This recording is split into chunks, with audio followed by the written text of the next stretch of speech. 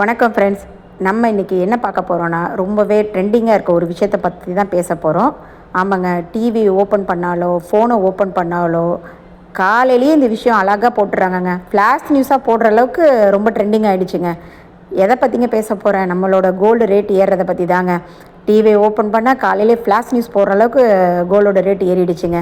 சரி, கோல்டு தான் இப்படி போயிட்டுருக்கு, கொஞ்சம் சில்வர் பக்கமாவது எட்டி பார்க்கலான்னு பார்த்தா அதை விட பீட் பண்ணி போயிட்டுருக்குங்க. என்னங்க செய்கிறது? நம்ம அதை பேசிட்டு நம்மளும் அந்த டிவியில் வர மாதிரி தள்ளி விட்டுட்டு போயிட்டே இருக்க வேண்டியதாங்க. வேறு வழியே இல்லைங்க. நம்மளோட வேலைகள், நம்ம வீட்டு வேலைகளை நம்ம பார்த்துட்டு நம்ம உண்டு, நம்ம வேலை உண்டு, நம்ம இருந்துட வேண்டியதாங்க. இன்றைக்கி நம்மளோட ரொட்டீன் விளாக் பார்க்கலாம் வாங்க. நைட்டே நான் பச்சை பயிரை ஊற வச்சு எடுத்து வச்சுருக்கேன். அதை ஒரு விசில் விட்டு எடுத்துக்கிறேன். ரொம்பவே பச்சை பயிரை நம்ம பாயில் பண்ணிட்டோன்னா ரொம்ப குழஞ்சிரும். அப்புறம் இன்றைக்கி தாங்க கொஞ்சம் வெயில் எட்டி பார்த்துச்சு, அதனால் மிளகாத்தூள் இல்லாதனால நான் மிளகாயை காய வச்சுருக்கேன். அப்புறம் ரொட்டீனாக சமையல் ஆரம்பித்தாச்சுங்க. சாதம் ஒரு பக்கம் அடுப்பில் வெந்துட்டுருக்கு. அப்புறம் பார்த்திங்கன்னா சாம்பார் ரெடி பண்ணியிருக்கேன். சாம்பாருக்கு பார்த்திங்கன்னா அந்த சுண்டக்காய் கொஞ்சம் இருந்துச்சுங்க.